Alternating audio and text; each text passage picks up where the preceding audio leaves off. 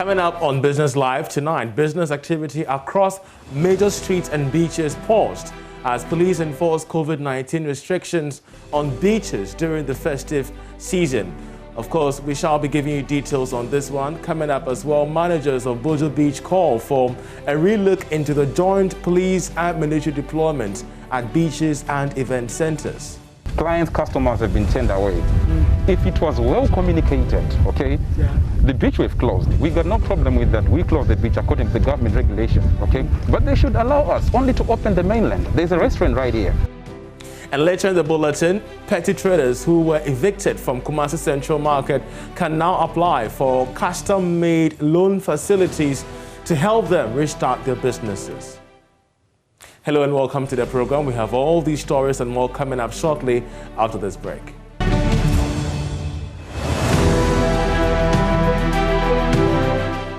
Hello and welcome to the bulletin. I'm Charles Aite with the details. The principal streets of Osu, which is known for its business craze during the holidays, is now a ghost town due to COVID-19 restrictions imposed on pubs and other related businesses. Also, the Labadi Beach Hotel, of course that's of Labadi Beach as well, the bars that usually meet holidays such as Easter celebrations, has been overshadowed by police presence. Nicholas Brown visited these areas and has come through with this report. Let me put it bluntly. 2019, let's go back.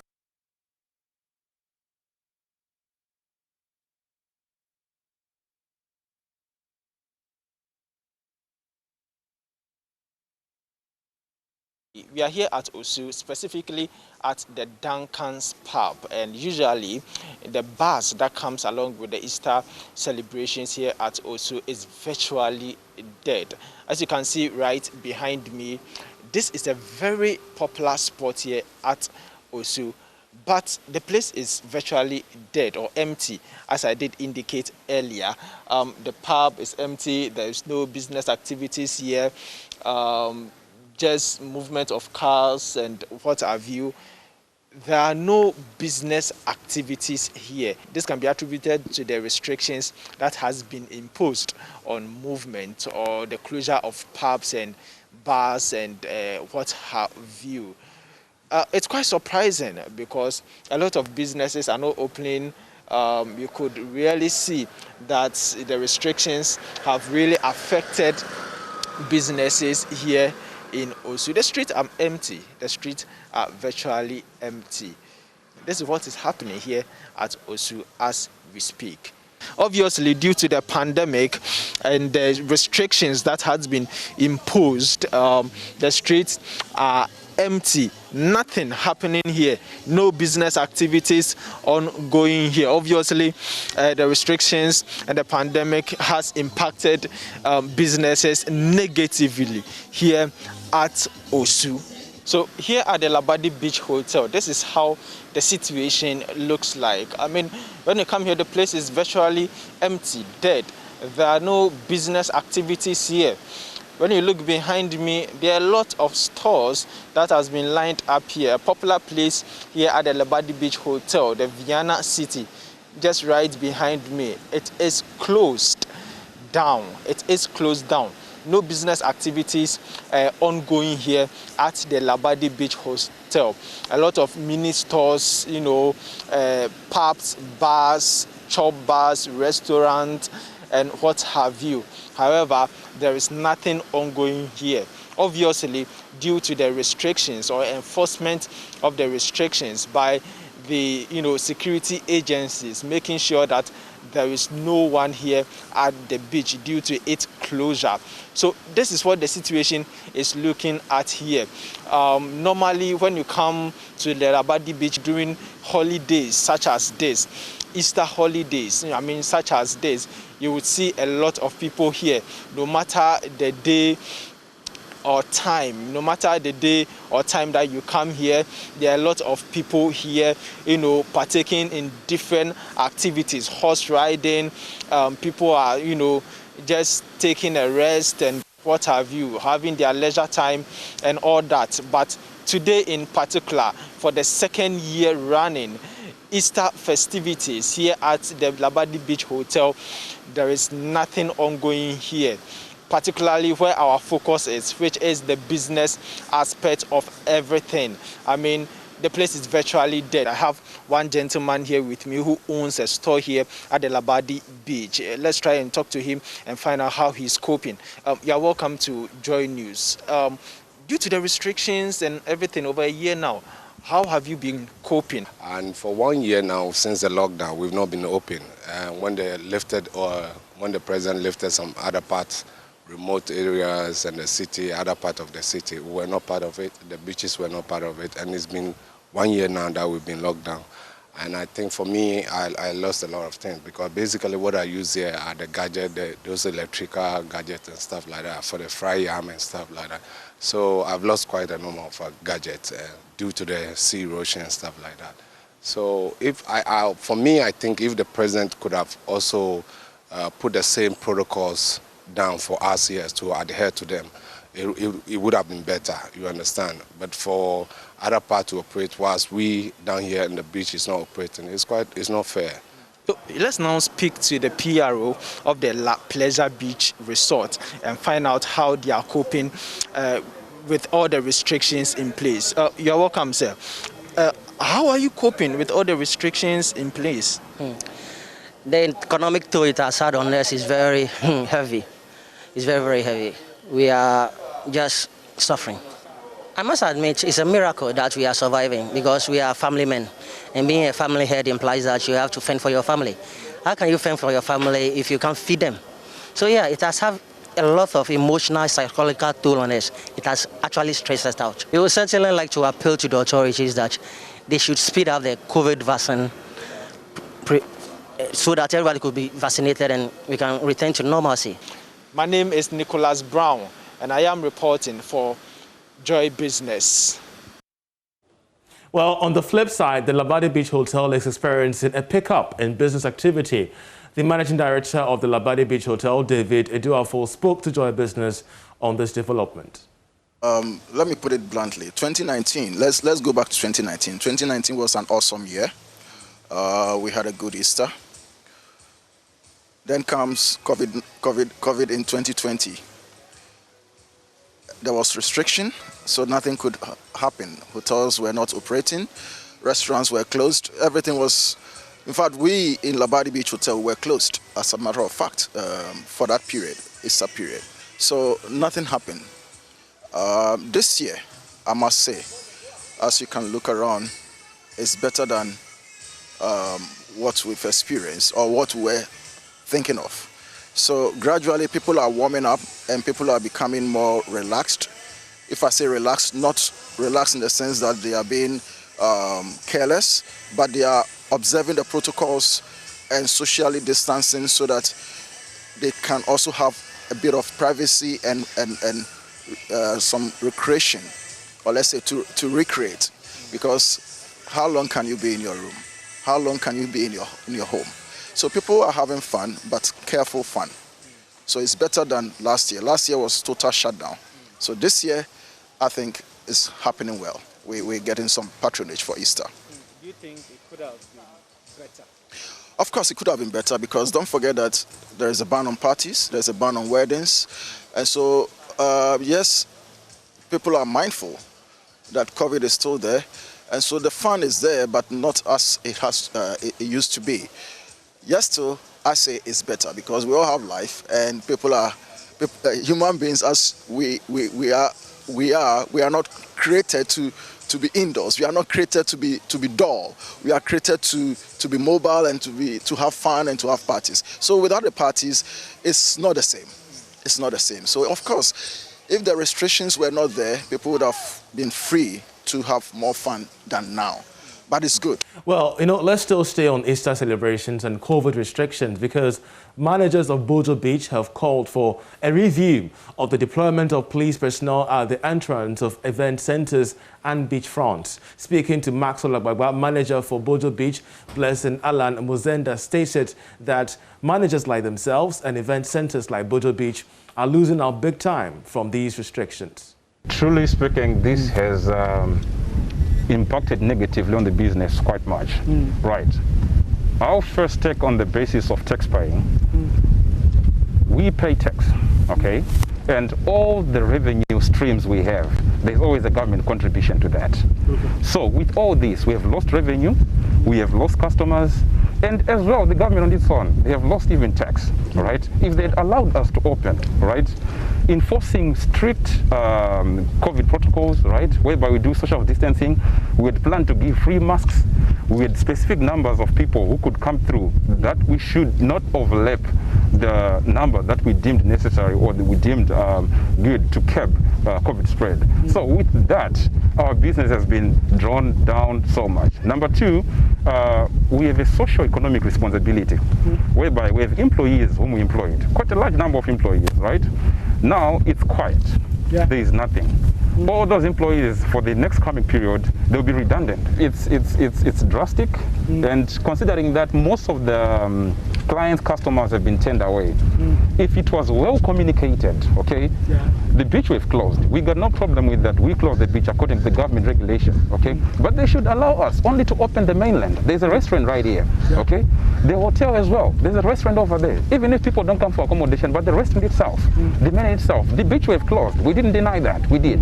So there should be probably prior assessment as to, as we close, which other things which might remain open and all that. But as we stand, right now the police by the main gate, they are shunning everybody away. There is nobody coming in, so there's no business we can be doing. I have a belief that we are able to contain that, all right? With the assistance of the military or the police and all that, right? If we were to bring in people, we set specific figures or specific numbers and rules and regulations by which, if people want to enjoy the beach, right?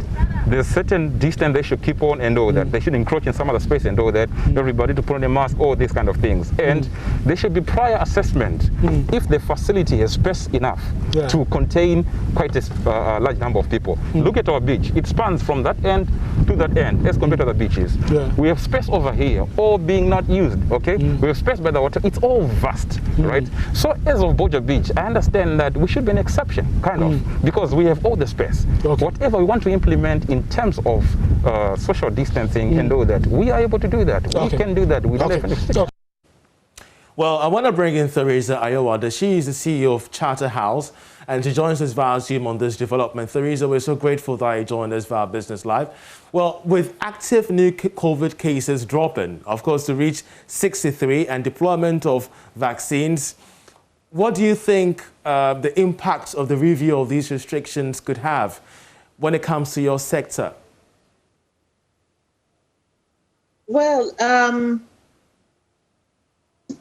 I've just heard, I mean, the pitiful story of the beach operators that you just interviewed. And those of us in the events industry are also suffering the same fate, where our businesses have had to shut down due to the restrictions that were announced. And unfortunately, when the restrictions were announced, they did not come with a timeline. So as a business, we are not even able to plan. And secondly, they did not come with any offer of economic stimulus package to cushion the companies that were affected. And we feel that and that doesn't make us too happy, because it makes us feel as if we are not actually regarded as an industry. And our economic value to the country has not even been considered. And the fact that we employ so many people who have all had to stay at home without any employment over the past 3 months. So we are actually in a very sorry state as an industry. And we are just hoping that as the cases reduce, that there will be some further announcements on the easing of restrictions, and probably more emphasis being placed on ensuring compliance to the COVID protocols during events. And of course, we rightly did hear the manager of Boja Beach, and he was making the point that even if the police and even military possibly were deployed to these centers, they could have helped in ensuring that compliance to COVID-19 protocol was adhered to, rather than driving everyone away. But in your space as events and, that of various categories of entertainment, what do you think was the underlining factor to all these introductions by government? Do you think it could have been done in a much more progressive way? I believe, definitely so. I believe that we should have had an opportunity to dialogue. I mean, at least through our ministry, our sector ministry, the Ministry for Tourism, Arts and Culture, and the Ghana Tourism.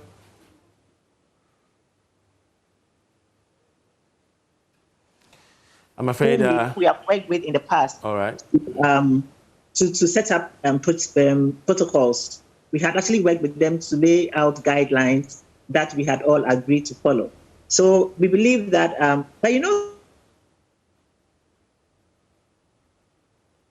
I'm afraid we're having issues with the lines there. If she could reconnect, we should be grateful. Theresa, I think we lost you somewhere, but you're back. But help us understand the prospects for the event industry, entertainment industry amid COVID, because now we're having vaccines and there is optimism that this could ease restrictions in the coming months, if not a year or so. So what holds for the prospects of your industry? Well, definitely the rollout of the vaccines is a good thing, which we are hoping to will speed up the pace at which things return to normalcy. So we would like to encourage everybody who qualifies for the vaccines right now to really go out and get them. And so we are really hoping that would help to curb the spread of the disease. The restrictions that were imposed were necessary at the time. But what we are angst is the fact that they did not come with any support for the industry that was being affected directly. Because we do agree that the cases have gone down when the gatherings were restricted. So there was a need for that at the time. But it should have come hand in hand with an economic stimulus package for the industry to keep us afloat. And that is what we haven't been happy about. With the vaccines, the vaccine program ongoing, we believe that things should pick up soon. We are still yet to dialogue with government to understand exactly how they intend to ease the restrictions and again, pushing the industry. All right, but finally, before I let you go, these are desperate moments. We've heard from clearly, unsatisfied persons within the industry, your space. What advice can you give in terms of, how best they could stay afloat amidst the pandemic?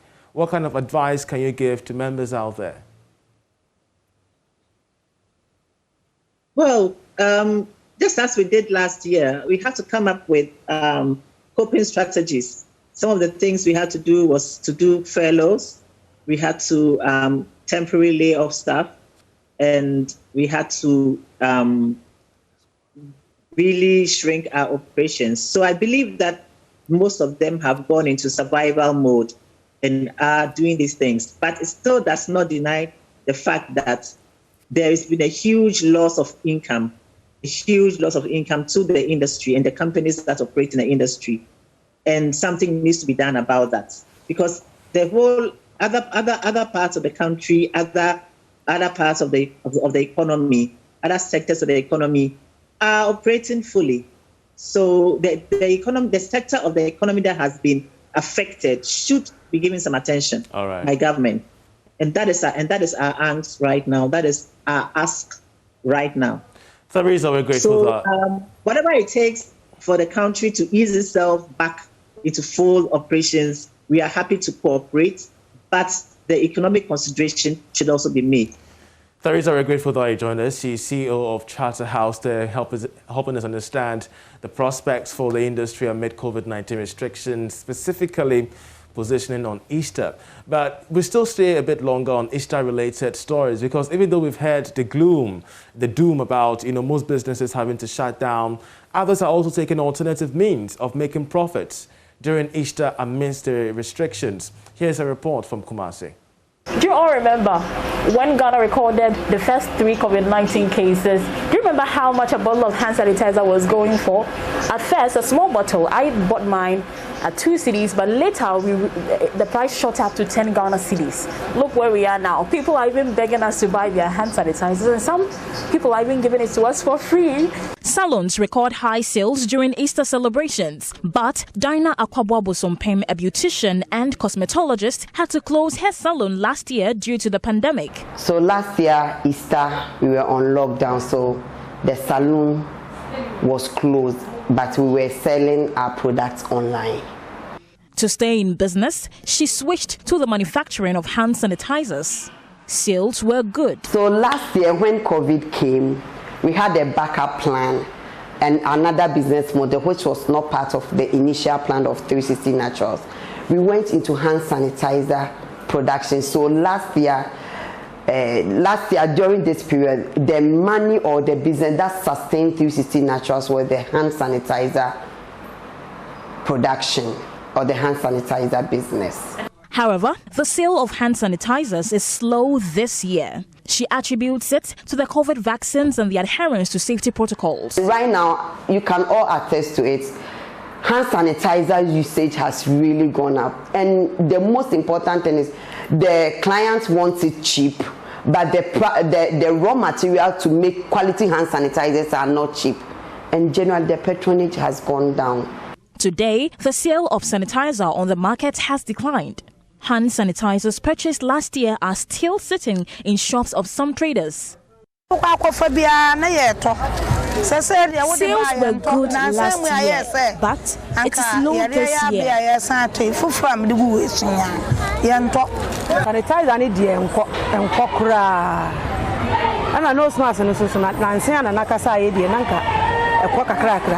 The sale of hand sanitizers is slow. The vaccine has accounted for this low sales. I am not selling the sanitizers again. 2 months ago,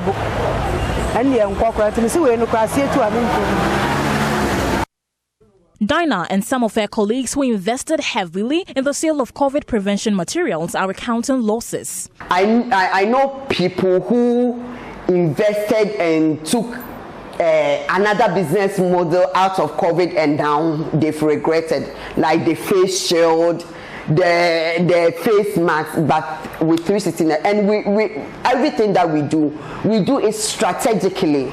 We don't just go in with all our resources. So for hand sanitizer, we targeted quarterly 4 months. So from April, May, June, July, then the sales started dropping. As at now, I have volumes of hand sanitizer base sitting at the warehouse. Easter is here and Dinah is back to her cosmetic business. She does not regret switching to manufacture hand sanitizers. We've never regretted. That time, that was the best decision that we took. In this year's Easter season, businesses like Dinah's and other sanitizer producers will have to find alternative ways to stay afloat. Mona Lisa Frimpong reporting. You're still watching Business Live. Now, petty traders who were evicted from the Kumasi Central Market can now apply for custom-made loans facilities to help them restart their businesses. To make room for phase 2 of the market redevelopment projects, a number of traders were displaced from the market. Some of the traders say that they are struggling to restart their trade. The Echemwa Komwa Rural Bank says that there are innovations to help businesses stay afloat amid the pandemic and other challenges. Nanaya Ojima has more in the following report. The commencement of the second phase of the KGTR redevelopment project has become imminent as deadline for assessing loan contracted for the purpose receipts. The city authorities designated Efiakobi and Racecourse markets to resettle the traders. But some traders complained the setup did not fit their trading needs, compelling them to spend more money to furnish their spaces. Board chairman of Echemwa Rural Bank, Patrick also tells Love Business the bank is prepared to help traders who are cash-strapped. We deal with credit issue on individual basis and case by case, depending upon the caliber of the client. So we don't have a wholesale this thing for everybody. We approach you, we deal with you, but all said and done, the rationale is to ensure that our clients stay in business. We give them flexible means to settle their loans if they have some sort of challenges. So we are still dealing with our clients. We want them to stay in business. We want them to help them so that the banking business will thrive and their business too will thrive. Meanwhile, the bank has supported traders at the racecourse market with sanitation and hygiene materials. We seek to help the communities, especially from where we operate. So giving to the community has always been a tradition of the bank. Leadership of the traders expressed gratitude for the gesture. Nana Chewa is market queen.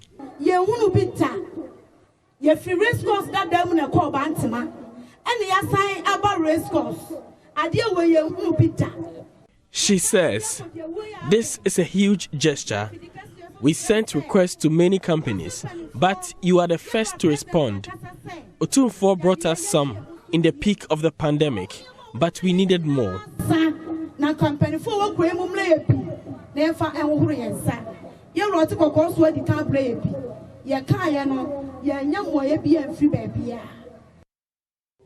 For Joy Business, Nana Ojima reporting. And that's how we end this edition of Business Live with me, Charles Ait. For more news, you'll log on to myjoyonline.com/business. You can also follow me on Twitter. That's @CharlesAit for more interactions on anything business related. Have a good evening. Enjoy the rest of the holiday.